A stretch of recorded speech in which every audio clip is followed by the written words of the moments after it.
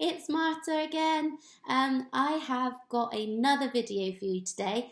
For those of you who don't know, I have put together a series looking at mental health, particularly during this lockdown time. I've had several experiences with various bouts of major depression, OCD and anxiety. I've had hours and hours of therapy and I learned quite a lot.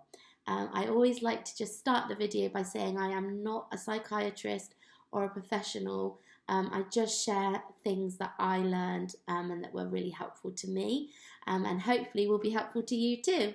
So today's video, I'm going to be looking at something called ANTS. And no, not the bug. So automatic negative thoughts. I've often thought how interesting it can be when I go through the exact same experience as someone else. We both go to the same thing, see the same people, and come away having very, very different experiences. And while some of that is just because we're different, we've got different likes, different dislikes, different opinions, also a huge factor is our thought life. What kind of thoughts we have, what automatic thoughts we have, and those have the power to really, really change a day. When I started looking into ANTS and automatic negative thoughts, I had like a, what's the word?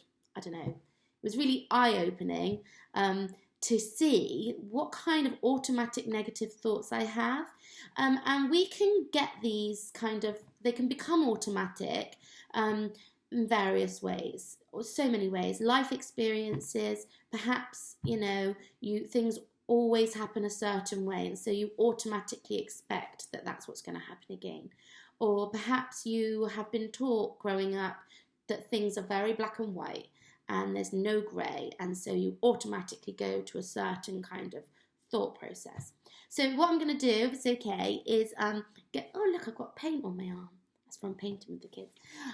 We're going to go through the various different automatic negative thought species, ant species, and hopefully you might be able to recognise some of those for yourself. And that is step one already to extinguishing the ant. Okay, so ant number one, black and white thinking. So I just mentioned that briefly, so we'll go there first. Black and white thinking can be really limiting. Maybe you're someone who has very strong ideas about everything in the world, about who you are, about who everybody else is, and you think in black and white. Black and white can make us feel really safe. Black and white can make us feel very much like that's right and that's wrong, and it's quite a safe place to be, although it's quite limiting. So I'm just going to give you a few examples of situations where opposite sides can both be true, where things aren't black and white. So you can be tough and you can be gentle. You can be independent and you can also want help. You can want to be alone and want to be connected to others. You can be with others and be lonely. The day can be sunny and it can rain. You can have a disagreement with somebody and also be their friend. You can disagree with the rules and follow the rules. You can understand why someone is feeling or behaving in a certain way, and you can disagree with their behaviour and ask that it be changed. So those are just a few examples of where things aren't always black and white. And if we automatically go to black and white thinking, that's not okay, we'll cut that off. Or I only like things that way and I'm never going to like things another way. The reason that can be limiting is because you could be missing out on so much because you've already decided that you don't like it. Or, you could be tolerating things because you think it always has to be that way without ever thinking that things can be changed and can be different. So black and white thinking is quite limiting. It's an automatic negative thought, and it's really, really helpful to look into that, because I think that's probably one of the big ones, black and white thinking. Okay, ant number two, overgeneralization. So that's a really big word, isn't it? Overgeneralization means when you overgeneralize on something. So you predict what's going to happen based on what happened one time. So I don't know, I got a bad grade in maths, and that means that I'm always rubbish at maths and I always will be bad at it. There are so many reasons why that kind of thinking is limiting, because as soon as you overgeneralize and say, I always do this, or I always get this wrong, or I'm always going to be bad at maths, for example, you're not even going to try. What's the point? You already know. You've already experienced it once, and that means that it's always going to be that way. So what's the point in trying? So yeah, overgeneralizing is another automatic negative thought. So an opportunity might come to you, and if you're someone who overgeneralizes, you might just say, nope, my auntie's uncle's brother's friend tried that, and it really went really, really wrong. So that's just always going to be that way. That's just a no from me. So yeah, that's overgeneralized thinking. Okay, so another automatic negative thought, and I am so guilty of this one, it's unreal. So I kind of have to laugh when I talk about it because I feel like I'm talking about myself. Mind reading. Now, I'm not a mind reader, but in my day-to-day life, I think I can mind read a lot. So what does that look like? That might look like going to a shop and walking out and telling yourself everybody in the shop was thinking this, that, and the other about you.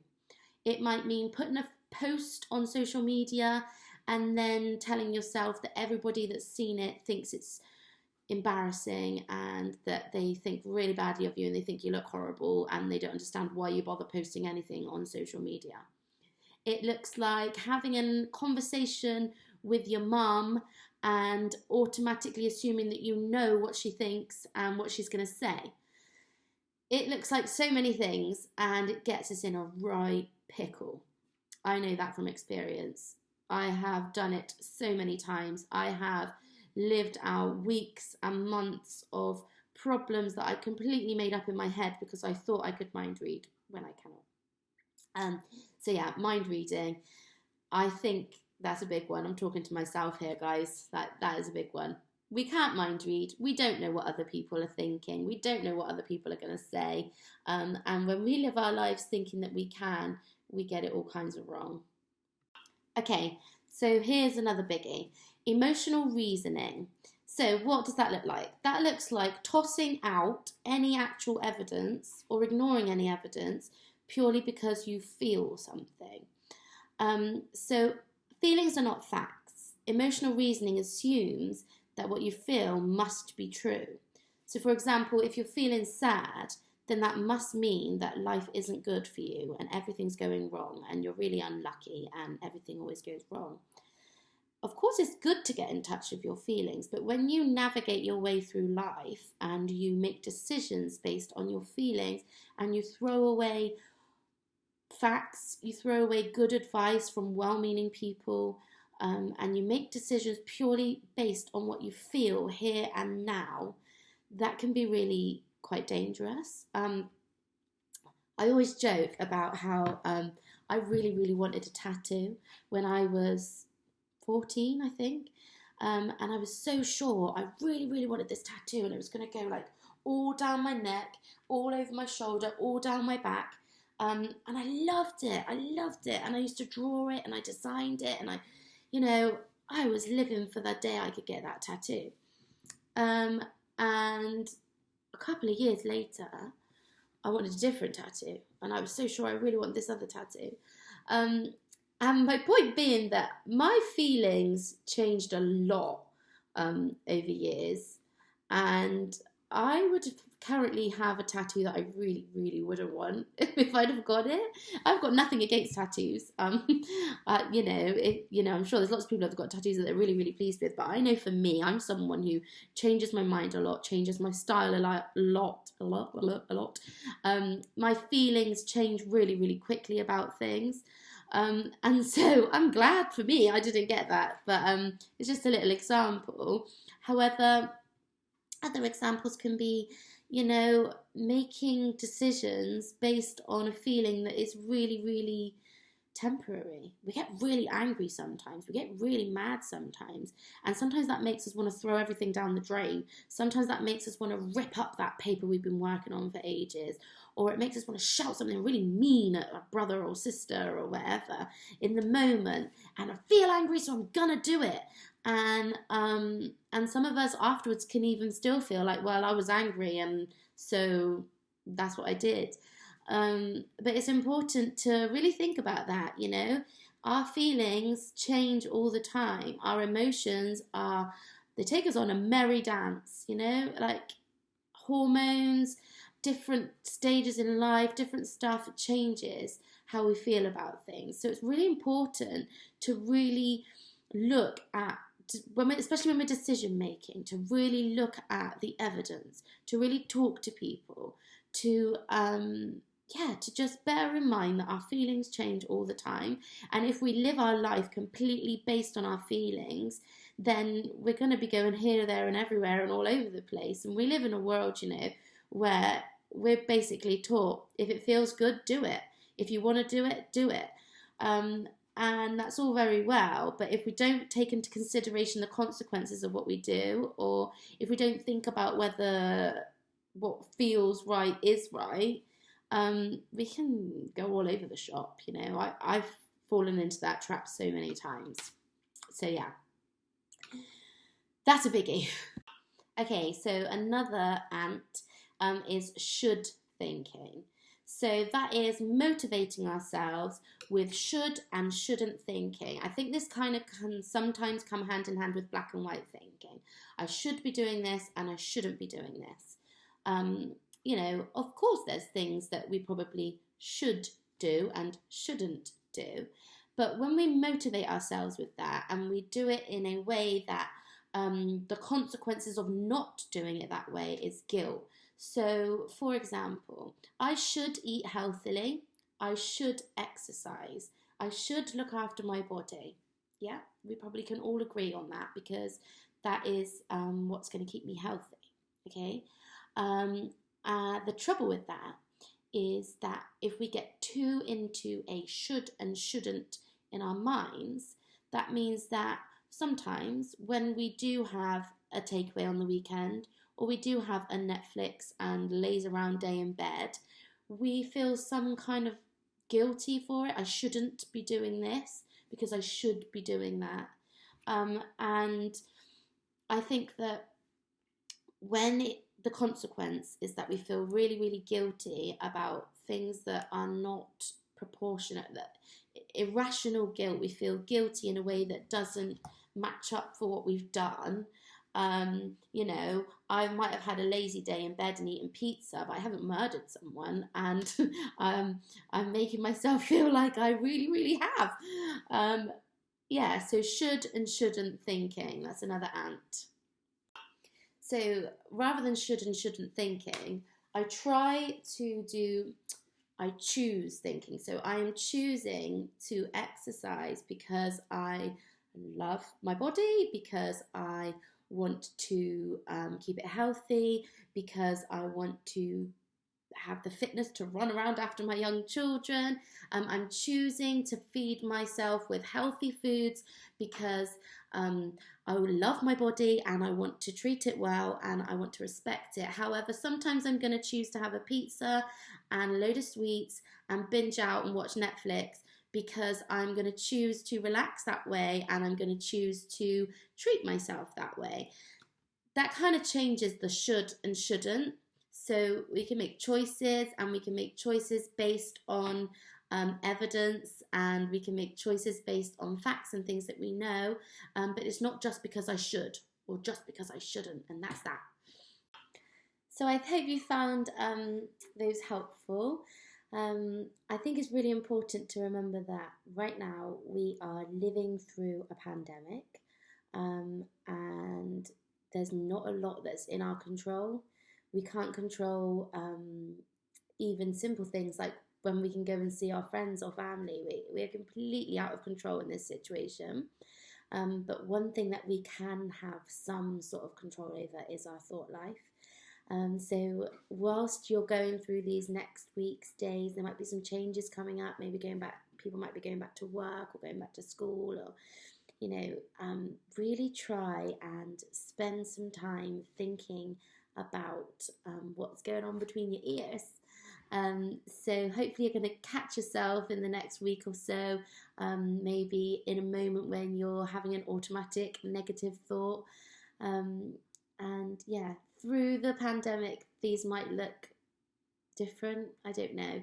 So all or nothing, black and white thinking during a pandemic might make you think that you absolutely contracting coronavirus is the absolute end of the world, and it makes you so afraid that you don't even want to go out, you don't want to leave your house, you don't want to talk to anybody.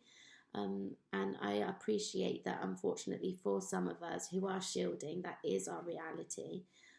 But also for some of us it's not, but the fear kind of makes us feel like that. But there is grey. There is so many people coming through. There are so many people contracting the virus and having no symptoms at all. And then there's people that contract it and are poorly and come through the other side. So there's a lot more areas to think about. Also, we're living really, really closely with our family in a way that we probably never have before. And maybe you're finding yourself mind reading or thinking you know what each other's thinking. And I'm sure that could bring some problems of its own. So try and catch yourself in those moments as well. Just try and ride the wave, ride the thoughts. When they come, examine them. Is this true? Is this helpful? Is this something that I have come up with based on fact or feeling? Just try and monitor what you're allowing your mind to dwell on and to spend time thinking about.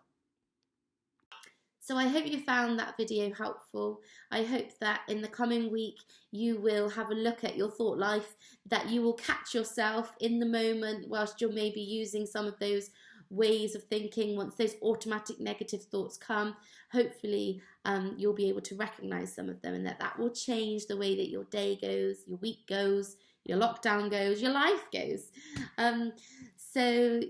Next week's video I'm going to be talking about anxiety, obsessional thinking, and something called intrusive thoughts, which is something I have battled with for years and I know quite a lot about, and actually I think is really, really helpful for everybody to hear. So please like, share, send this video to anybody who you think needs it. Please message me if you're struggling. Don't struggle alone. I'm here. I'm at home. I am making myself available to you. So if you need a chat, please do say, or if you prefer to message or whatever, I'm easy. I'm here for you. Have a good week, and I'll see you next week. Bye.